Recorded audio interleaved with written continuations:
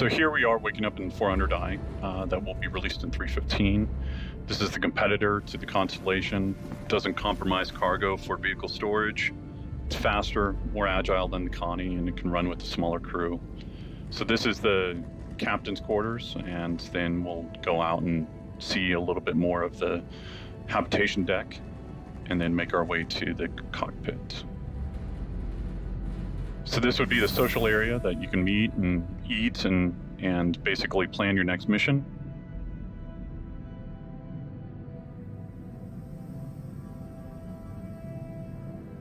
And then from here, we'll go to the cockpit.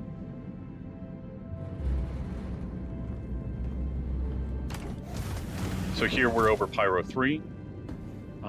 We've come here for a mission to acquire an artifact. And you'll be making your way down to a trading post. So wanted to just give you a quick overview, and then we can start talking about the planet. Yeah, Pyro 3 is just a terrestrial planet. It has a very thin, breathable atmosphere, but it's still pretty inhospitable, very cold. As you can see, some of those lightning strikes in the clouds, but yeah, very, very pretty looking. So this is the first time we're actually seeing clouds above a terrestrial planet. You know, we went through quite a few iterations of forms. What we ultimately ended upon was something that felt quite dramatic, still believable in terms of how the wind would have shaped them.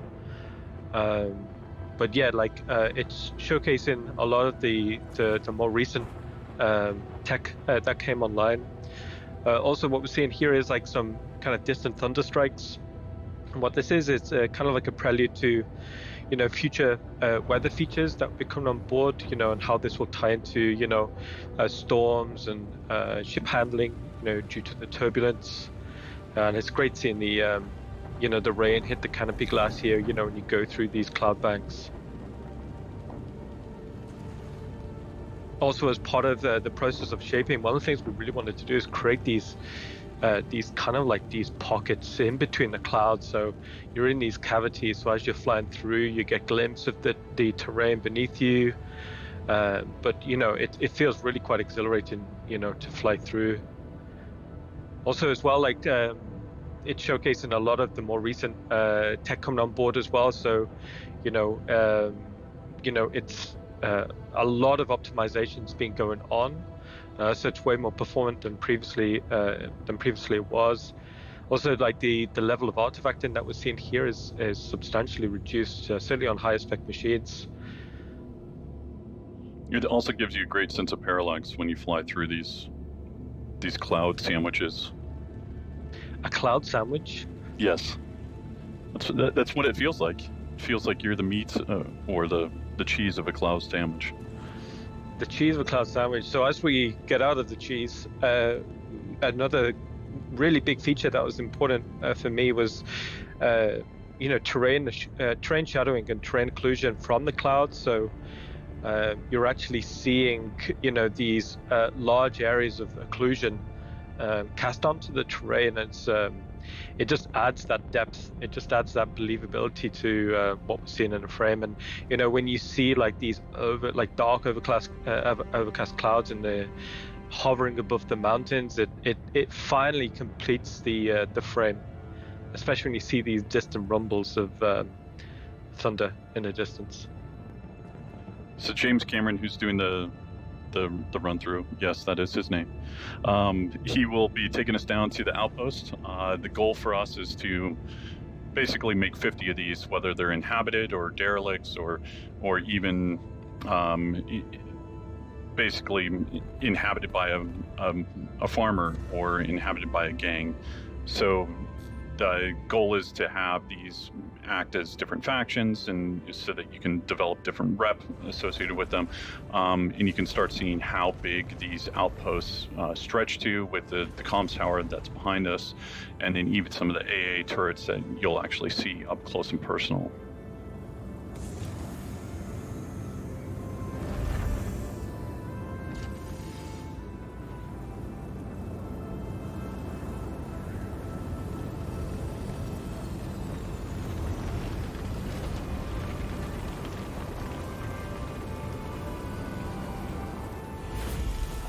That was a really good approach from James there. Good landing. That was a good solid 3 out of 10. 3 out of 10. Jeez. Ian's a tough grader. Yeah, I'd go 6 at least. No one's ever got a 6. Gotta watch me land, man. So here we'll go down to the technical deck. Show off the cargo area as well as the climate-controlled component areas, and then onto the gravity generator room and the stairway out.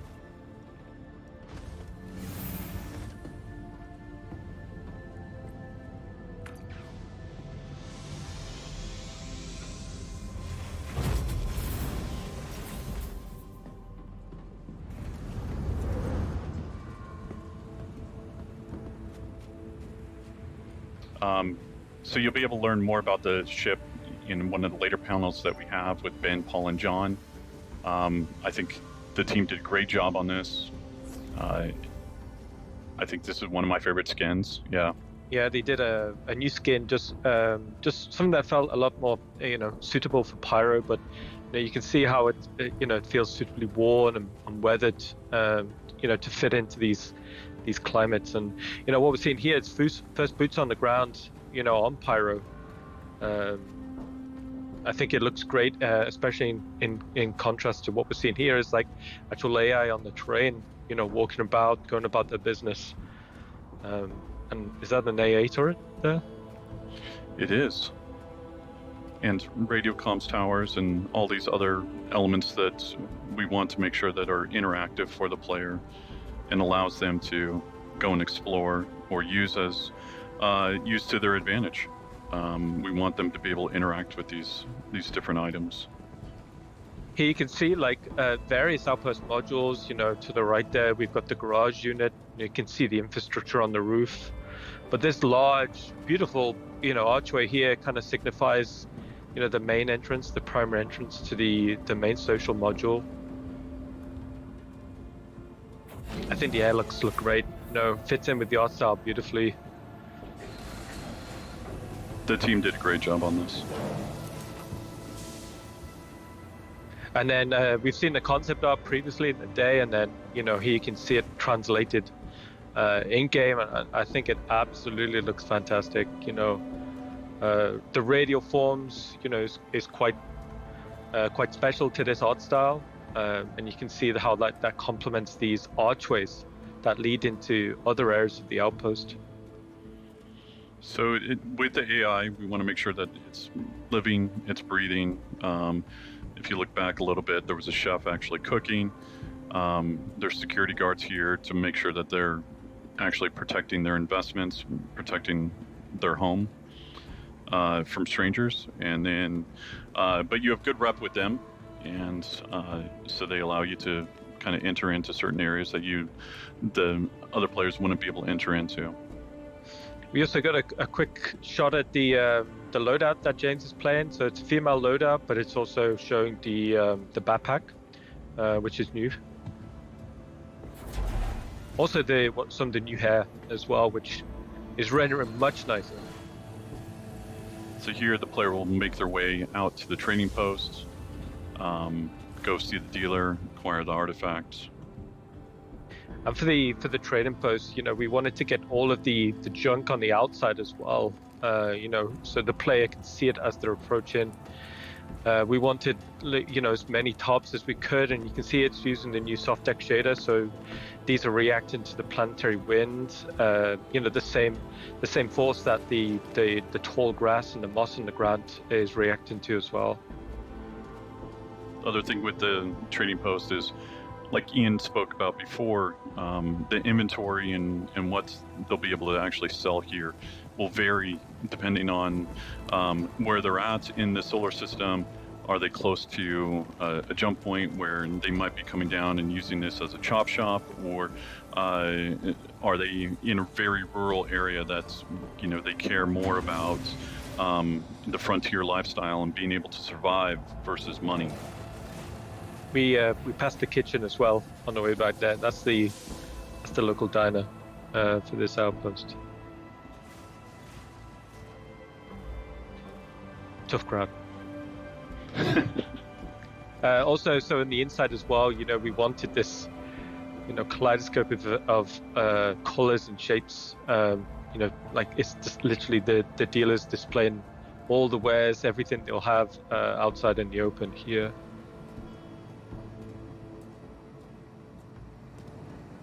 Well, welcome.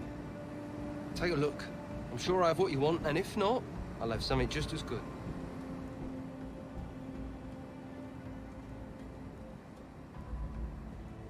Yeah. Oh yeah, very good choice. Very good. So after 5 million credits of disposable income, we get our first look at the Hadesian artifact, which is obviously going to be what is sort of a super rare thing that you'll hopefully be able to start finding in the galaxy. Which is sort of, if you're familiar with the lore of Hades, was an old civilization that destroyed itself. So somehow this trader has gotten their hands on this artifact.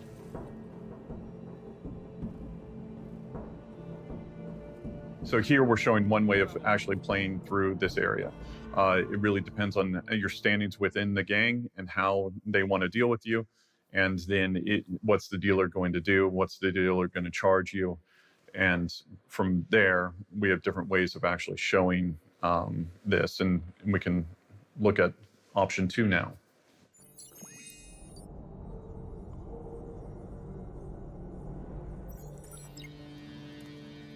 So here we're going to run it back a little bit and show off a different way of entering into the trading post. This is a little bit more straightforward versus in demo 1 we took a side route through the social area.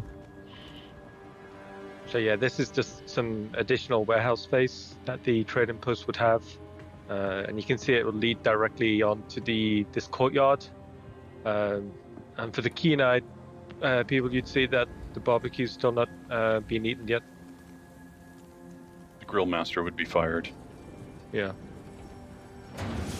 Still full of wieners.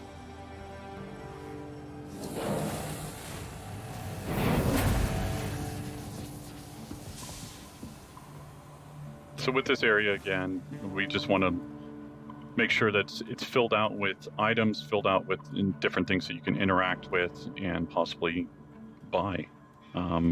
It's like Dave said in the beginning, we want the stores to feel different here, but it's still making it feel believable. Quick reference to some additional traversal areas there on the right when we came in. Well, welcome. Take a look. I'm sure I have what you want, and if not, I'll have something just as good. Yeah.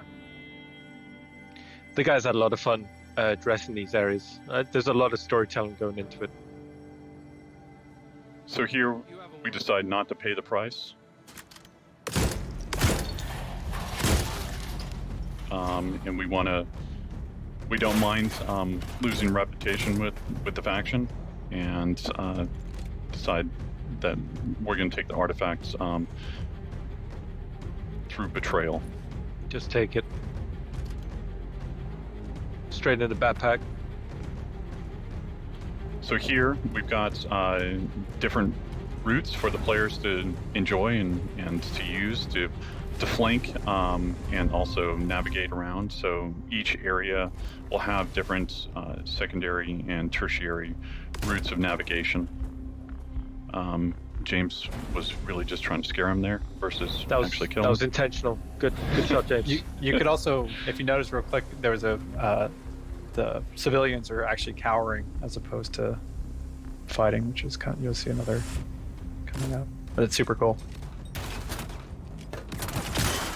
So again, here the player will have the choice, do they actually want to interact with the civilians, or, does their conscience get better of them?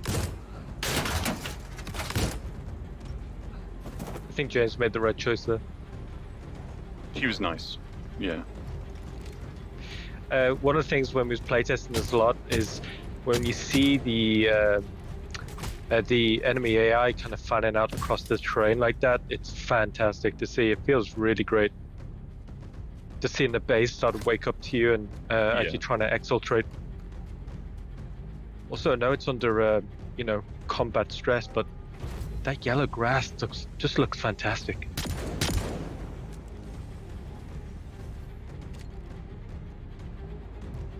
That's how I play. So here, James just wants to get out real quick.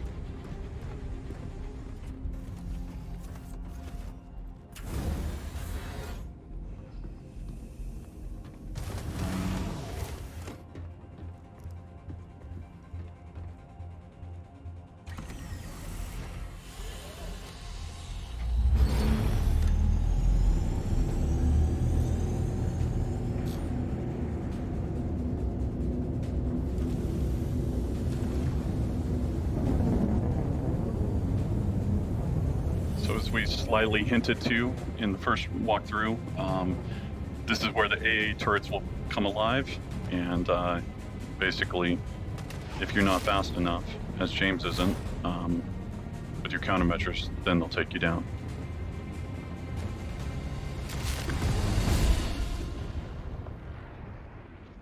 So what we saw there was the player went in, and based off their actions, the faction changed against them, and then basically became very aggressive. So in this last playthrough, what we'll show you is if the faction is already against you from the very beginning, and what are different ways that you can go about it. So here we are in our last walkthrough. Since you're all by yourself, we wanted to show the player take a stealthy routes versus if you were with friends, you could go in guns blazing. But this allows the player to come in, access the outpost from a different side than what we've shown. It also allows them to clock all the AI and see how they want to approach the problem and see what other secondary or tertiary routes would be open to them, either via the ladder or maybe a possible door.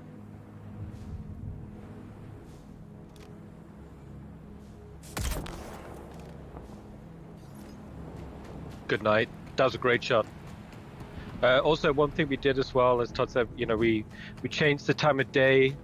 The wind is slightly stronger, so you'll see the gorgeous yellow grass blowing just a little bit more intense than before. Also, what we're seeing here is like something to imply at the frontier living. Maybe they're growing crops or vegetables out here, but it also gives a kind of like a soft cover approach to the perimeter of the base. Nice. Also, with it being a different time of day, this allows us to show off the AI having their 24-hour schedules so that they can be in different areas when you approach it. So if you approach it at night or you approach it during the morning, they'll be doing different things, whatever is valid for their schedule.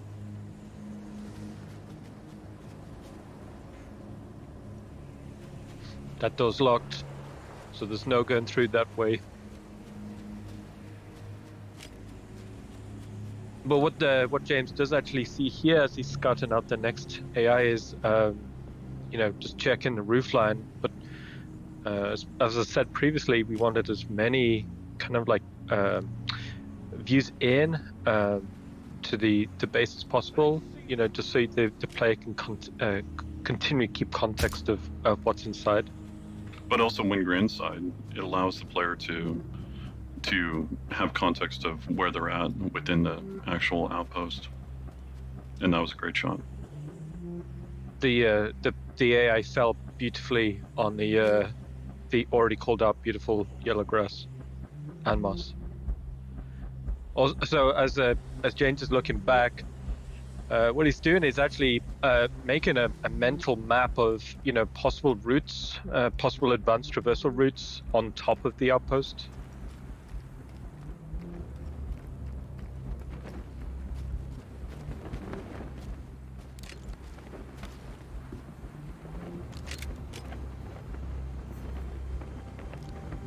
And we saw the dealer there in the bedroom, just end of the day.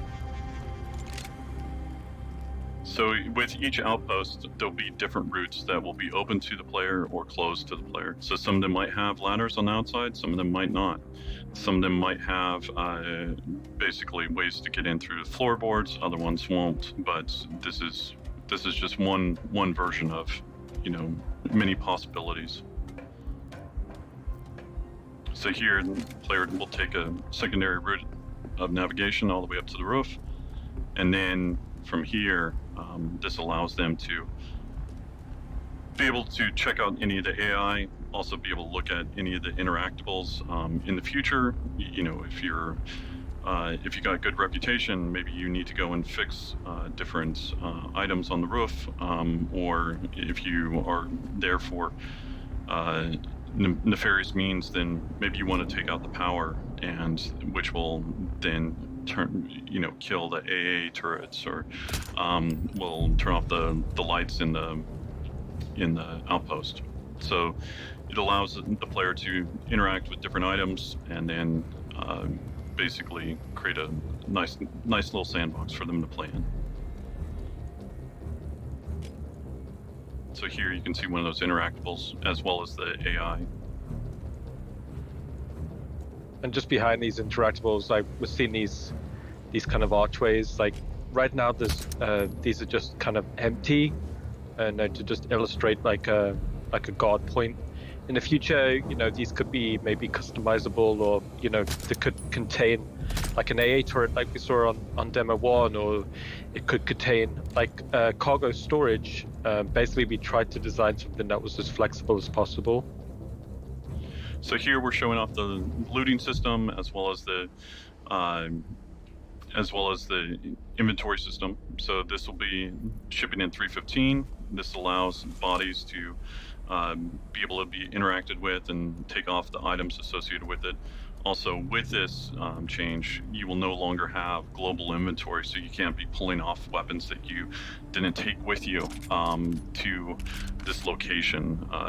Everything will be regarding what you carry is what you have, and so it really makes the players think about how they want to approach the problem, and then also encourages them to look around and see if the designers have placed different things that they can interact with or use to help get past a certain route or a certain way that they maybe didn't bring with them.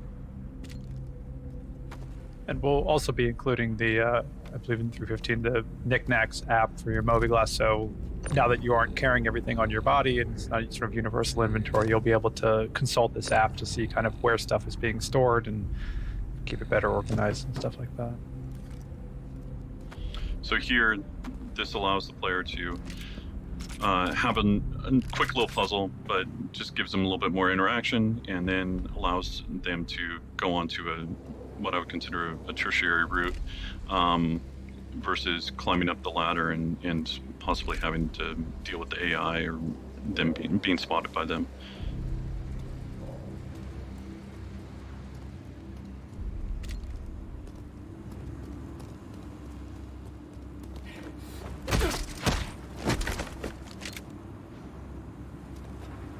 Also, I think the team did a great job on the planet as well as the outpost.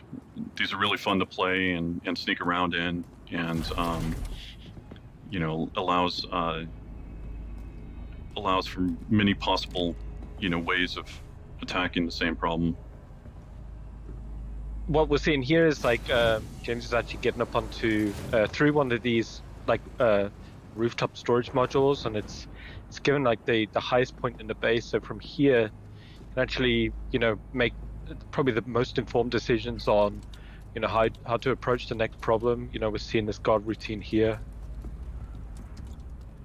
and then ultimately throwing an item to distract the guard.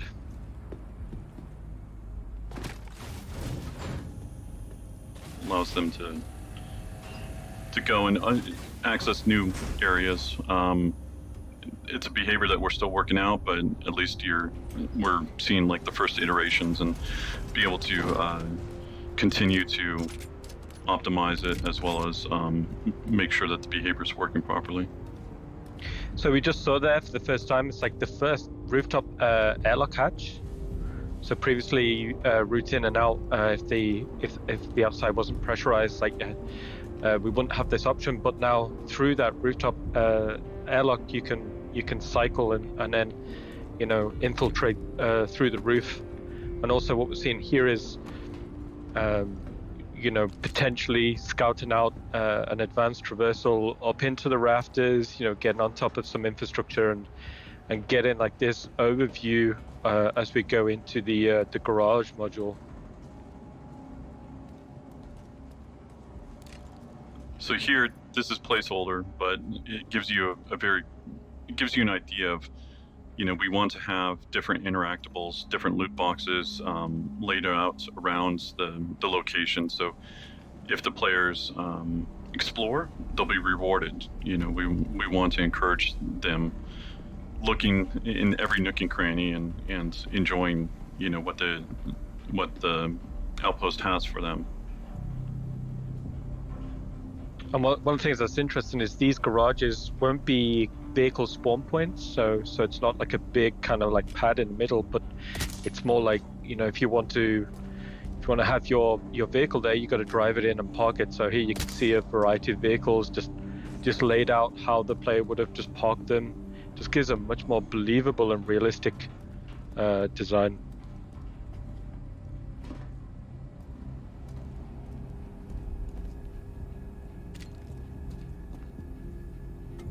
So again, we're just encouraging different navigation, different routes for the player to go and see.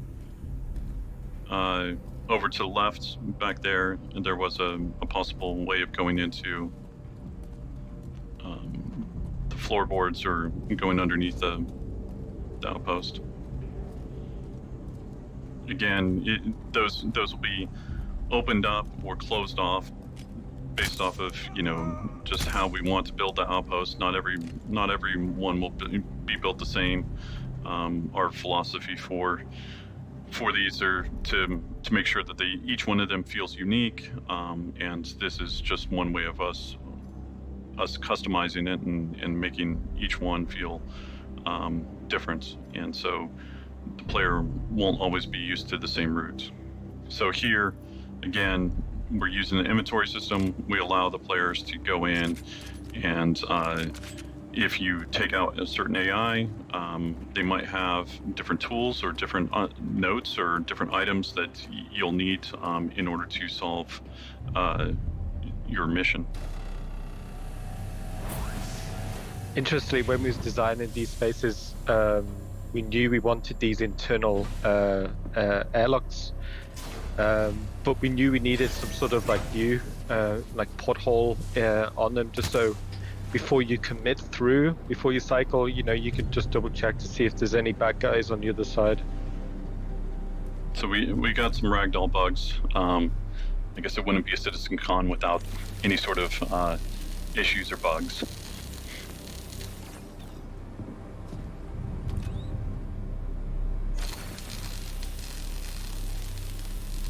So here, like previously the players being, on the roof, they've come down through the main section of the outpost. But here, what the players doing is they go into the underfloor section. So these aren't vents, but they're more like subfloors. So they're meant to feel very dark, very minimal, but you're actually seeing the foundations of these outposts. So inside here, it's the player will need to kind of work out how to navigate through them. It's very much like a torch-based experience, and then within here, what the player can actually do is work out roughly where they are in relation to the to what's upstairs. And what you're seeing here, like this light bleeding down through, you can kind of make informed decisions, or okay, that's where that AI was, or right now the player is just underneath that main social space. So if you think back, like that was that guard in the beginning, just next to the kitchen counter. But we've intentionally made these spaces not necessarily like very easy to navigate, because there wouldn't be a lot of light down here. The player would have to, follow, for example, like James is following the blue wire here. Making a decision to like, hey, if I follow that blue wire, I'm probably going to get to something interesting or a point where I can actually, exit the supply of space and get back up above. And what I like about them is basically just the claustrophobic feel of it, and then obviously the addition of possible secondary or more advanced navigation, so either going into prone or just going full crouch.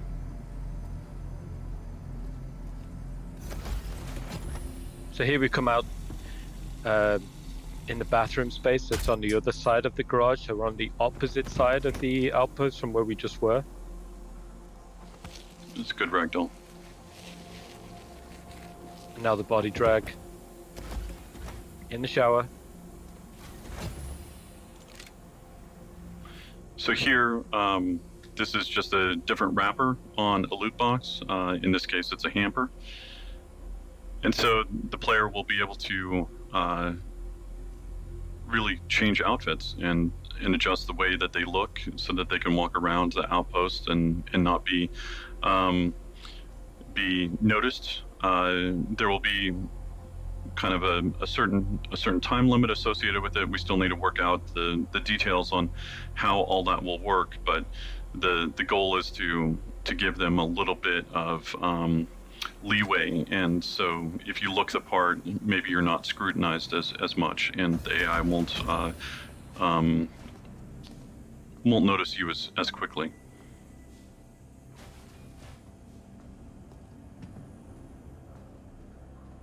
So here we can see back into the social space, but this time on the other side.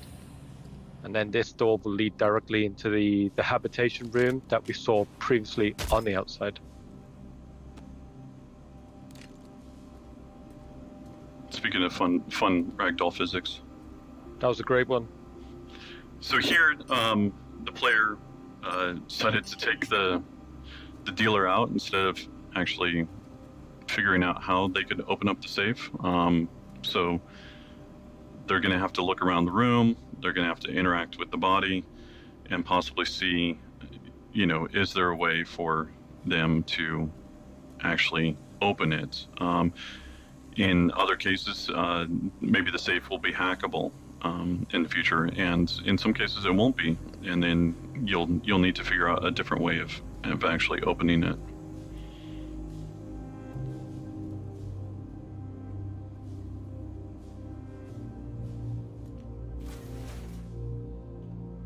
So here we spot a little clue, a little note, and you'll notice what's fun is like the name on here. If you look back and see some of the AI we've been taken out, you may notice some names. So here's the clue for the player.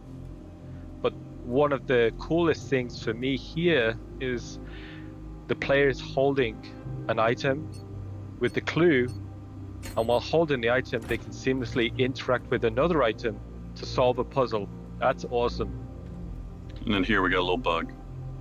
The player was able to acquire the artifact, and then will be able to do whatever they want with it, either sell it or be able to use it somehow in a future mission. One of the things that was really exciting about watching this kind of back to back to back is finally getting to see that freedom of choice.